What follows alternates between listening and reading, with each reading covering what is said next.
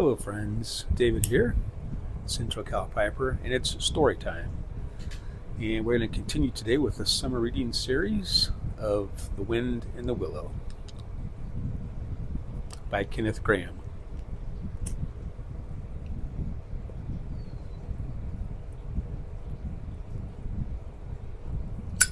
Today I'm smoking a Morta pipe, which is, as you know, bog oak. It's kind of a big poker type pipe, very narrow hole, very deep though, kind of heavy, but it was an inexpensive pipe that I got from eBay a few years ago, and I'm smoking today at Smahana Bookshop. So let me get the book, find my spot, and I'll be right back. Okay, dear listeners, I have found my spot, and again, we are reading today The Wind and the Willows by Kenneth Grahame.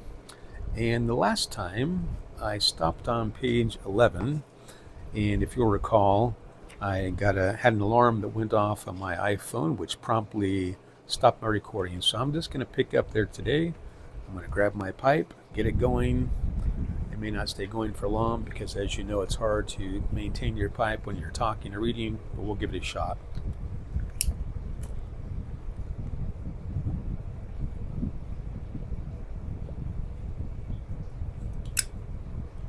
All right, so beginning with, and this pipe's a sitter, by the way, so it makes it convenient while you're reading. So here we go. The rat hummed a tune, and the mole recollected that animal etiquette forbade any sort of comment on the sudden disappearance of one's friends at any moment, for any reason or no reason whatever. Well, well, said the rat, I suppose we ought to be moving. I wonder which one of us had better pack the luncheon basket. He did not speak as if he was frightfully eager for the treat. Oh, please let me, said the mole. So of course the rat let him. Packing the basket was not quite such pleasant work as unpacking the basket. It never is. But the mole was bent on enjoying everything. And although just when he got the basket packed and strapped up tightly, he saw a plate staring up at him from the grass. And when the job had been done again, the rat pointed out a fork which anybody ought to have seen, and last of all, behold, the mustard pot, which he had been sitting on without knowing it. Still, somehow, the thing got finished at last without much loss of temper. The afternoon sun was getting low as the rat sculled gently homewards in a dreamy mood, murmuring poetry things over to himself, and not paying much attention to Mole. But the mole was very full of lunch and self-satisfaction and pride, and already quite at home in a boat, so he thought, and was getting a bit restless besides. And presently he said, Ratty, please, I want to row now. The rat shook his head with a smile. No, not yet, my young friend, he said. Wait till you've had a few lessons. It's not so easy as it looks. The mole was quiet for a minute or two, but he began to feel more and more jealous of Rat, sculling so strongly and so easily along, and his pride began to whisper that he could do it every bit as well. He jumped up and seized the sculls so suddenly that the rat, who was gazing over the water and saying more poetry things to himself, was taken by surprise and fell backwards off his seat with his legs in the air for the second time, while the triumphant mole took his place and grabbed the sculls with entire confidence. Stop it, you silly ass, cried the rat from the bottom of the boat. You can't do that. You'll have us over. And I realized this book was rated R. The mole flung his sculls back with a flourish and made a great dig at the water. He missed the surface altogether. His legs flew up above his head, and he found himself lying on the top of the prostrate rat. Greatly alarmed, he made a grab at the side of the boat, and the next moment, sploosh! Over went the boat, and he found himself struggling in the river.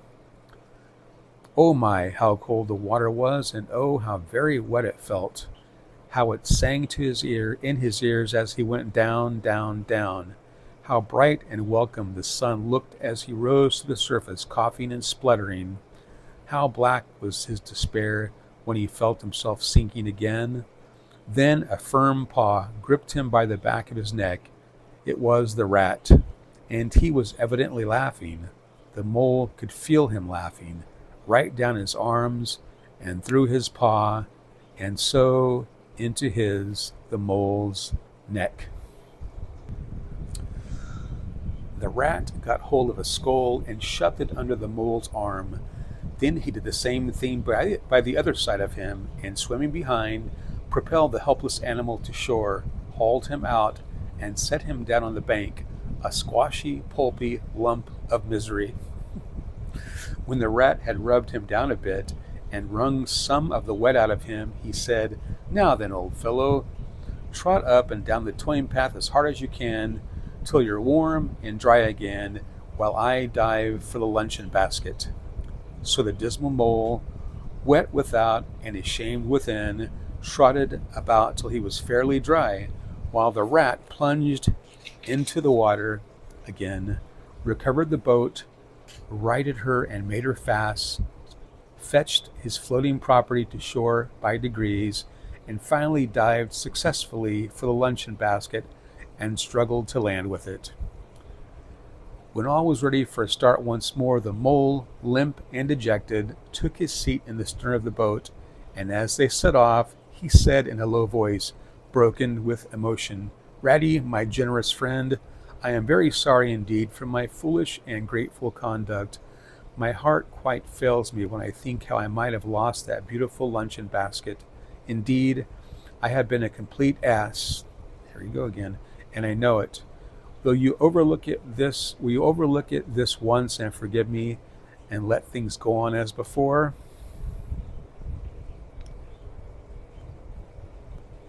It's out.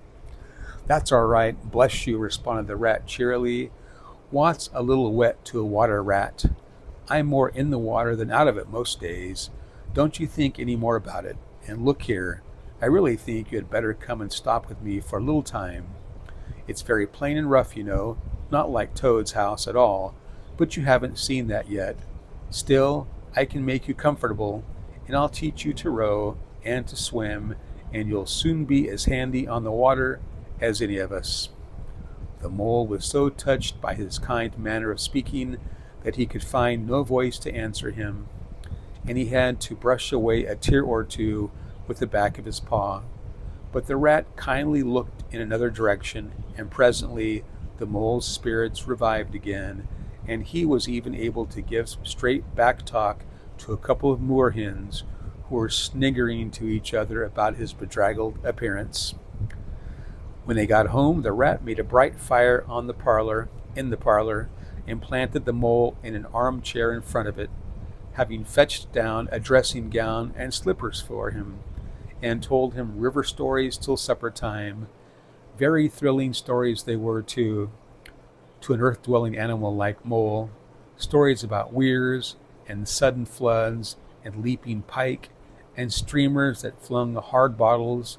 At least bottles were certainly flung, and from steamers, so presumably by them, and about herons, and how particular they were whom they spoke to, and about adventures down drains, and night fishings with otter, or excursions far afield with badger. Supper was a most cheerful meal, but very shortly afterwards a terribly sleepy mole had to be escorted upstairs by his considerate host to the best bedroom, where he soon laid his head on his pillow in great peace and contentment, knowing that his newfound friend the river was lapping the sill of his window. This day was only the first of many similar ones for the emancipated mole, each of them longer and full of interest. As the ripening summer moved onward, he learnt to swim and to row, and entered into the joy of running water, and with his ear to the reed stems he caught at intervals something of what the wind went whispering so constantly among them. And that, my friends, concludes chapter 1. So the next time we get together, I will begin chapter 2 in this wonderful little book, The Wind of the Willows. Wind in the Willows, sorry.